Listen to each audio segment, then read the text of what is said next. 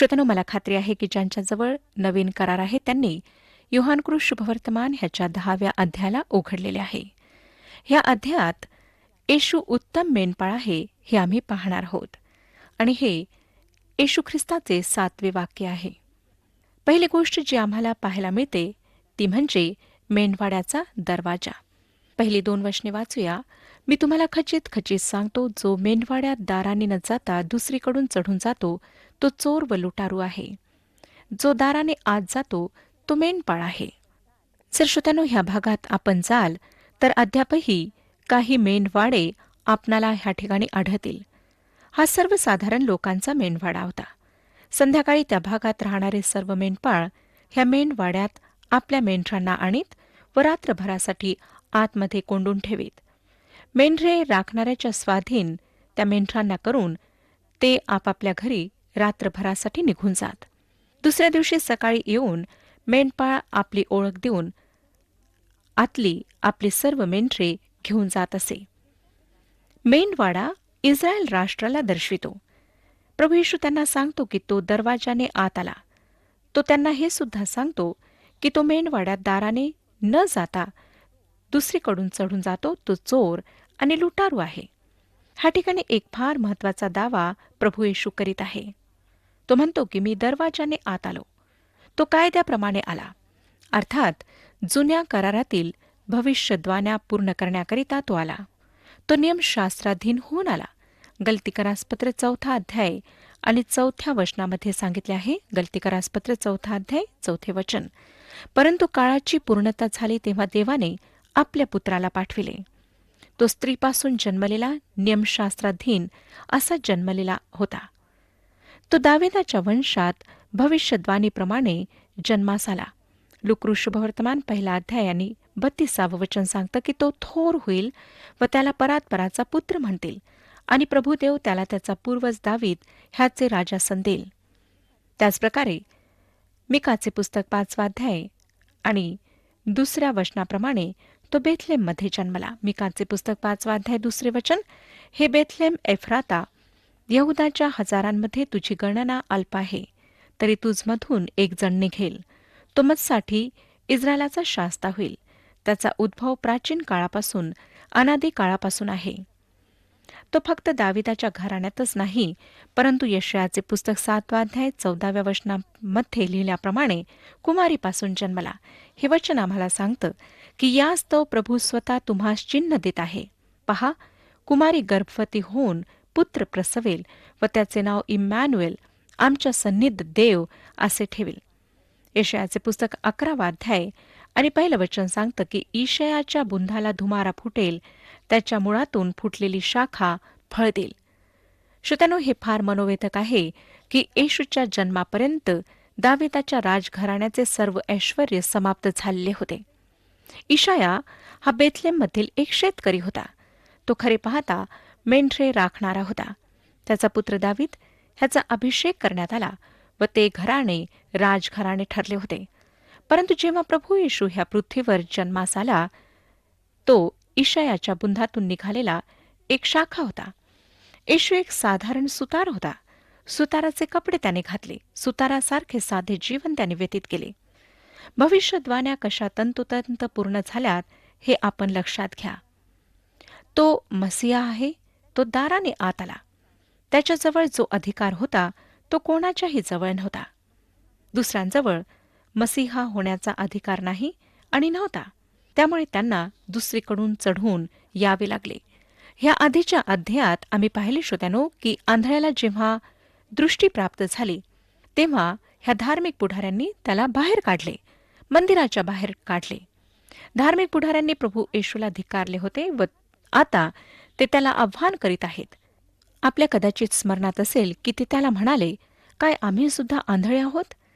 आमच्या प्रभूने हे चांगल्या प्रकारे स्पष्ट केले की ते आंधळे आहेत. आता तो त्यांना आपला अधिकार दाखवित आहे. ह्या अध्यायात त्याने केलेला हा दावा फार विलक्षण आहे. इस्रायल मेंढवाळा आहे आणि येशू उत्तम मेंढपाळ आहे. आता आपण 3 वचन वाचूया. त्याच्यासाठी द्वारपाळ दार उघडतो, मेंढरे त्याची वाणी ऐकतात आणि तो आपल्या मेंढरांना ज्याच्या त्याच्या नावाने हाक मारितो व त्यांना बाहेर नेतो. श्रोत्यानो, हा द्वारपाळ कोणाला दर्शवितो? द्वारपाळ पवित्र आत्मा आहे. देवाचा आत्मा येशूवर आला व जे काही त्याने केले ते सर्व त्याने देवाच्या आत्म्याच्या सामर्थ्यात केले. पवित्र आत्मा त्याचा आवाज ऐकण्यासाठी मेंढराचे कान उघडीत होता. त्याच्या मेंढरांनी त्याचे ऐकले. ही गोष्ट आधीच्या अध्यायात सांगितलेल्या गोष्टींशी जुळते. ते धार्मिक पुढारी आंधळे होते. शारीरिक व आत्मिक रूपाने इतकेच नाही, परंतु बहिरे सुद्धा होते. त्यांनी त्याचा आवाज सुद्धा ऐकला नाही, परंतु तो त्याच्या मेंढरांना त्यांचे नाव घेऊन बोलावतो आणि त्यांना बाहेर नेतो. आंधळ्या व्यक्तीने त्याची वाणी ऐकली. शिमोन पेत्राने त्याचे बोलावणे ऐकले. येशूने त्याचे नाव पेत्र असे ठेवले, ज्याचा अर्थ आहे दगड. त्यांनी याकोब, योहान, नथनिएल व फिलिप ह्यांना सुद्धा बोलावले. तो यरीहो येथील झाडाखाली थांबला आणि त्याने जक्कयाला बोलावले. श्रोत्यानो, प्रभू येशू ख्रिस्त त्याच्या मेंढरांना त्यांचे नाव घेऊन बोलावतो. ह्या ठिकाणी मी थोडे विषयांतर करीत आहे, हे सांगण्यासाठी की जेव्हा प्रभू येशू त्याच्या स्वतःच्या लोकांना ह्या जगातून घेऊन जाण्याकरिता रॅप्चरच्या वेळी जेव्हा मंडळीला वर घेतल्या जाईल त्यावेळी येईल, तेव्हा माझा विश्वास आहे की तो प्रत्येकाचे नाव घेऊन बोलावील. तो माझे सुद्धा नाव घेईल. तो जर तुम्ही त्याच्यावर विश्वास ठेवला आहे तर तुमचे सुद्धा नाव घेईल आणि ती वेळ फार विलक्षण असणार आहे. श्रोत्यानो, मला फार आनंद वाटतो की त्याला माझे नाव माहीत आहे. आपण जर त्याच्या कळपातले मेंढरू आहात तर तो आपले सुद्धा नाव घेईल. तुम्ही त्याच्या त्या नादात स्वतःचे नाव अवश्य ऐकाल. तो त्याच्या मेंढरांना मेंढवाड्यातून बाहेर, अर्थात यहुदी बंधनातून बाहेर काढतो. ज्या आंधळ्या माणसाला येशूने दृष्टी दिली त्याला ह्या यहुदी लोकांनी बाहेर काढले. येशू त्याच्या मेंढरांना यहुदी बंधनातून बाहेर काढणार होता. 4 वचन वाचूया. तो आपली सर्व मेंढरे बाहेर काढल्यावर त्यांच्या पुढे चालतो व मेंढरे त्याच्या मागे चालतात, कारण ती त्याची वाणी ओळखतात. जेव्हा मेंढपाळ आपल्या मेंढरांना मेंढपाड्यात सोडतो तेव्हा ती सर्व मेंढरे एकत्र मिसळतात. मग दुसऱ्या दिवशी येऊन तो त्यांना कसे ओळखतो? तो त्यांना त्यांच्या नावाने हाक मारतो. मेंढरे त्याचा आवाज ओळखतात. त्याला त्यांना शोधून काढण्याची गरज पडत नाही. जंगलात सुद्धा जेव्हा तो त्यांना बोलावतो श्रोत्यानो, तेव्हा ती मेंढरे त्याचा आवाज ऐकून त्याच्याजवळ येतात. आमचा प्रभू आम्हाला म्हणतो की ती त्याची वाणी ओळखतात, म्हणून ती त्याच्या मागे चालतात.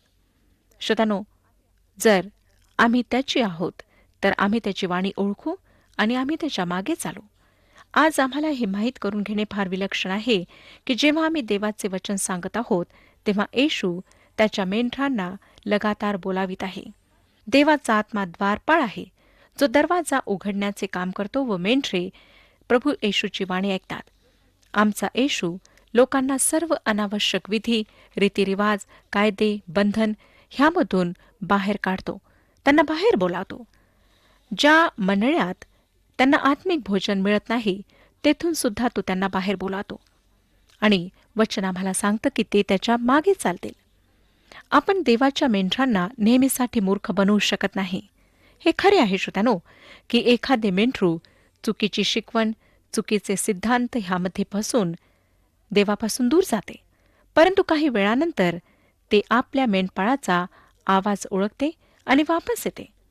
जेव्हा उपदेशक देवाच्या वचनांचा प्रचार करतो तेव्हा मेंढरू त्याचा आवाज ऐकून परत येते. प्रभू येशू म्हणतो की माझी मेंढरे माझी वाणी ऐकतात. 5वं वचन पहा. ती परक्याच्या मागे कधीच जाणार नाही, तर ती त्याच्यापासून पळतील, कारण ती परक्यांची वाणी ओळखीत नाहीत. श्रोत्यानो, माझा विश्वास आहे की देवाच्या काही लोकांना आपण काही काळासाठी मूर्ख बनवू शकता, फसवू शकता, परंतु पूर्ण वेळ मात्र नाही. काही वेळा देवाच्या मेंढरांना वाटते की ते त्यांच्या मेंढपाळाची वाणी ऐकत आहेत, परंतु लवकरच त्यांना कळतं की तो आवाज त्या मेंढपाळाचा नाही, तो त्यांचा मेंढपाळ नाही, तो कोणी फसवा आहे. आणि नंतर ते देवाच्या वचनाच्या शिकवणुकीकडे वळतात, कारण त्यांना आता त्यांचा मेंढपाळ माहीत झालेला असतो, सापडलेला असतो. अनेकदा जे लोक देवाचे वचन ऐकतात परंतु त्याकडे दुर्लक्ष करतात, त्यांच्याविषयी मला काळजी वाटते. परंतु आता मी ह्या निर्णयाप्रत पोहोचले आहे श्रोत्यानो की ते त्याची वाणी ओळखत नाहीत, ऐकत नाहीत, कारण ते त्याची मेंढरे नाहीत. जे लोक देवाचे वचन ऐकण्यास उत्सुक असतात तेव्हा त्या लोकांविषयी समजा की ते देवाचे आहेत. परंतु जे लोक देवाच्या वचनाकडे दुर्लक्ष करतात त्यांच्याविषयी समजून घ्या की ते त्याची मेंढरे नाहीत. 6वं वचन वाचूया. हा दृष्टांत येशूने त्यांना सांगितला, तरी ज्या गोष्टी तो त्यांच्याबरोबर बोलला त्या काय आहेत हे त्यांना समजले नाही. दृष्टांत हा जो शब्द आहे हा अचूक शब्द नाही. दृष्टांतासाठी ग्रीक भाषेत पॅराबोल आणि ह्या वचनात जो शब्द वापरलेला आहे तो आहे पॅरोमिया, ज्याचा अर्थ आहे एखादा दाखला किंवा कथा. योहानाच्या शुभवर्तमानात प्रभू येशूच्या एकाही दृष्टांताला सांगण्यात आलेले नाही हे लक्षात घ्या. आमच्या प्रभूने म्हटले मत्ते शुभवर्तमान 13वा अध्याय आणि 9व्या वचनात की ज्याला कान आहेत तो ऐको. हे शक्य आहे श्रोत्यानो की कान असूनही न ऐकू येणे, बहिरे असणे. ते ऐकतात परंतु ते देवाचे वचन म्हणून ऐकत नाहीत. ही एक महत्वाची गोष्ट आहे. मत्ते शुभवर्तमान 13वा अध्याय आणि 14वं वचन, यशायाचा संदेश त्यांच्याविषयी पूर्ण होत आहे तो असा की तुम्ही ऐकाल तर खरे परंतु तुम्हाला समजणारच नाही, व पाहाल तर खरे परंतु तुम्हालाच दिसणारच नाही. ही गोष्ट खरी आहे. अनेक लोक आज ऐकत आहेत परंतु त्यांना देवाचे वचन समजत नाही. ते सर्व काही घडत असताना पाहत आहेत परंतु जणू काही ते आंधळे आहेत. आता मेंढराचे दार ह्याविषयी सांगण्यात आलेले आहे 7 आणि 8 वचनात. म्हणून येशू त्यांना पुन्हा म्हणाला, मी तुम्हाला खचित खचित सांगतो की मी मेंढराचे दार आहे. जे माझ्यापूर्वी आले ते सर्व चोर व लुटारू आहेत, त्यांचे मेंढरांनी ऐकले नाही. श्रोत्यानो, तो प्रथम मेंढवाड्याच्या दाराविषयी बोलला, परंतु आता तो एक पाऊल पुढे टाकीत आहे आणि म्हणत आहे की तो मेंढराचे दार आहे. जे इस्रायलमधून बाहेर निघत आहेत त्यांच्यासाठी प्रभू येशू दार आहे. ज्या आंधळ्या माणसाला त्यांनी बाहेर काढले त्याच्यासमोर प्रभू येशूने स्वतःला प्रगट केले. आणि जेव्हा प्रभू येशूने स्वतःला त्याच्यासमोर प्रगट केले तेव्हा तो त्या माणसासाठी दार बनला. त्याने त्याला त्या मेंढपाड्यातून बाहेर काढले, ख्रिस्ताकडे आणले, जेथे त्याने त्याच्या मागे चालावे. हे दुसरे महान सत्य ह्या अध्यायात मांडण्यात आलेले आहे. हेच तत्व योहान 15वा अध्याय 1 आणि 5 वचनांमध्ये सुद्धा मांडण्यात आलेले आहे. योहान शुभवर्तमान 15वा अध्याय 1 आणि 5 वचने. तो म्हणतो की मीच खरा द्राक्षवेल आहे आणि माझा बाप माळी आहे. मीच वेल आहे, तुम्ही फाटे आहात. जो माझ्यामध्ये राहतो आणि मी ज्याच्यामध्ये राहतो तो पुष्कळ फळ देतो, कारण माझ्यापासून वेगळे असल्यास तुम्हाला काही करिता येत नाही. श्रोत्यानो, हे तत्व फार महत्वाचे तत्व आहे. जुन्या करारात दाखलता हे इस्रायल राष्ट्राचे चित्र आहे. प्रभू येशू म्हणत आहे की आता हे इस्रायल राष्ट्रासाठी संबंधित नाही, परंतु त्याच्याशी जो संबंध आहे त्या संबंधाने अर्थात फाट्याचे द्राक्षवेलासोबत जोडणे आहे. प्रभू येशूची इच्छा होती की त्यांनी यहुदी मतातून रीतिरिवाजातून बाहेर पडून त्याच्याकडे यावे. तो म्हणतो की मी दार आहे. लक्षात घ्या की तो धार्मिक पुढाऱ्यांशी बोलत आहे. त्याच्या पुनरुत्थानानंतर अर्थातच श्रोत्यानो, ह्या पुढाऱ्यांपैकी अनेक जण त्याच्याकडे वळलेत. त्यांनी त्याच्यावर विश्वास ठेवला. आता तिसरी गोष्ट 9 आणि 10 वचनांमध्ये जी पाहायला मिळते ती आहे द्वार. 9 आणि 10 वचने वाचूया. मी दार आहे, माझ्याद्वारे कोणी आत जाईल तर त्याला तारण प्राप्ती होईल. तो आत येईल व बाहेर जाईल आणि त्याला खावयास मिळेल. चोर येतो तो केवळ चोरी, घात व नाश करावयास येतो. मी तर त्यांना जीवन प्राप्ती व्हावी व ती विपुलपणे व्हावी म्हणून आलो आहे. प्रभू येशू ख्रिस्त मार्ग आहे. फक्त तोच एक मार्ग आहे श्रोत्यानो. तो आम्हाला अनंत जीवन देऊ शकतो. तो आम्हाला अनंत जीवन देण्याकरिता आला. चोर चोरी करण्याकरिता, घात आणि नाश करण्याकरिता येतो. जर एखादा देवाचा सेवक त्याच्या सेवा काळात खूप धन संपत्ती गोळा करीत असेल तर त्याची तुलना आपण उत्तम मेंढपाळाशी करू शकता आणि स्वतःच पाहू शकता की तो खरोखर उत्तम मेंढपाळ आहे किंवा धोकेबाज आहे. प्रभू येशू पाप्यांना वाचवण्याकरिता, त्यांना जीवन देण्याकरिता, अनंत काळचे जीवन देण्याकरिता आला. त्याने स्वतःचे सर्वस्व अर्पण केले. परंतु जे लोक स्वतःचा स्वार्थ पाहतात, स्वतःकरिताच जीवन जगतात, ते ख्रिस्ताच्या मागे चालणारे नाहीत. चौथी गोष्ट आता आम्हाला 11 ते 13 वचनांमध्ये पाहायला मिळते ती आहे उत्तम मेंढपाळ. 11 13 वचने वाचूया. मीच उत्तम मेंढपाळ आहे. उत्तम मेंढपाळ मेंढरांकरिता आपला प्राण देतो. जो मेंढपाळ नाही तर मोलकरीच आहे. ज्याची स्वतःची मेंढरे नाहीत, तो लांडग्याला येत असलेले पाहून मेंढरे सोडून पळून जातो आणि लांडगा त्यांच्यावर झडप घालून त्यांची दाणादाण करीतो. मोलकरी पळून जातो कारण तो मोलकरीच आहे आणि त्याला मेंढरांची काळजी नाही. येशूद्वार व मेंढपाळ एकाच वेळी कसा असू शकतो हा प्रश्न आहे. खरे पाहता श्रोत्यानो, मेंढवाड्याला फट्टे असलेला दरवाजा नसतो, परंतु मेंढरे घुसण्याची जी जागा असते त्या जागेत तो द्वारपाळ आडवा झोपतो, जेणेकरून एखादे जंगली जानवर आत घुसू नये किंवा मेंढरू निसटून बाहेर जाऊ नये. तो स्वतः दाराचे काम करीत असे. प्रभू येशू ख्रिस्त फक्त दारच नाही, तर तो उत्तम मेंढपाळ सुद्धा आहे, जो स्वतः दरवाजात आडवा राहतो. तो असे दार आहे जे अनंत जीवनाकडे उघडते. तोच आहे श्रोतानो, जो त्याच्या स्वकीयांचे रक्षण करतो. तो स्वतःचा प्राण त्यांच्याकरिता देतो. तो उत्तम मेंढपाळ आहे. प्रभू येशूला देवाचा कोकरा असे म्हणण्यात आले आहे. तो देवाचा कोकरा असताना उत्तम मेंढपाळ कसा होऊ शकतो? हे मिश्र रूपक वाटते, परंतु हे पवित्र शास्त्रात फार महान आणि गौरवी असे सत्य आहे. तो देवाचा कोकरा आहे, जो जगाचे पाप हरण करतो. योहानकृष्ण शुभवर्तमान 1 अध्याय आणि 29 वचन आम्हाला सांगते की दुसऱ्या दिवशी येशूला आपणाकडे येताना पाहून तो म्हणाला, हा पहा, जगाचे पाप हरण करणारा देवाचा कोकरा. श्रोत्यानो, प्रभू येशू आमच्यामध्ये आला व आम्ही जी मेंढरे आहोत त्या आमच्यासारखा तो झाला, परंतु तो मेंढपाळ सुद्धा आहे. वास्तविकता ही आहे श्रोत्यानो की तो कोकरा झाला, जे प्रभू येशूचे मानवीपण आम्हाला दाखवते आणि त्यावर भर देते.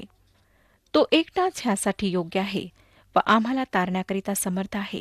दुसरा कुठलाच मानव हे करू शकला नाही आणि करू शकणार नाही.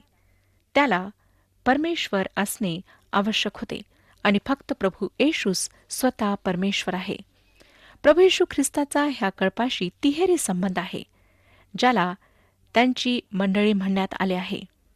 पहिली गोष्ट की तो उत्तम मेंढपाळ आहे व तो 11व्या वचनात उत्तम मेंढपाळाविषयी सांगतो की मीच उत्तम मेंढपाळ आहे.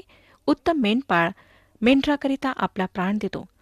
नंतर आम्हाला दिसतं की तो महान मेंढपाळ आहे. इब्रिलोकासपत्र 13 अध्याय आणि 20 वचनामध्ये लिहिले आहे, आता ज्या शांतीच्या देवाने सर्व काळच्या कराराच्या रक्ताने मेंढरांचा महान मेंढपाळ आपला प्रभू येशू ह्याला मेलेल्यातून परत आणले. तो देव आपल्या दृष्टीने जे आवडते ते आपणामध्ये येशू ख्रिस्ताच्या द्वारे करो व तो आपल्या इच्छेप्रमाणे करण्यास तुम्हाला प्रत्येक चांगल्या कामात सिद्ध करो. म्हणून तो आज मेंढरांचा महान मेंढपाळ आहे. स्तोत्रसंहिता 23 ह्यावरून आम्हाला पूर्ण चित्र पाहायला मिळत नाही, परंतु श्रोत्यानो, तो मुख्य मेंढपाळ आहे. वचन आम्हाला सांगतं, पेत्राचे पहिले पत्र 5 अध्याय आणि 4 वचनामध्ये, मग जेव्हा मुख्य मेंढपाळ प्रगट होईल तेव्हा तुम्हास गौरवाचा न कोमेजणारा हार प्राप्त होईल. हे आमच्या भविष्याविषयी सांगते. मोलकरी मेंढराविषयी चिंतित राहत नाही, परंतु मेंढपाळ आपल्या मेंढरासाठी प्राण देतो. तो त्याच्या स्वतःच्या मेंढरांचे रक्षण करतो. नंतर 14 आणि 15 वचने पहा, मी उत्तम मेंढपाळ आहे, जसा पिता मला ओळखतो व मी पित्याला ओळखतो, तसे जे माझे आहेत त्यांना मी ओळखितो व जे माझे आहेत ते मला ओळखतात आणि मेंढरांसाठी मी आपला प्राण देतो. श्रोत्यानो, फार सुंदर असे चित्र आमच्या समोर मांडण्यात आलेले आहे. परमेश्वर आपणा सर्वांस आशीर्वाद देव.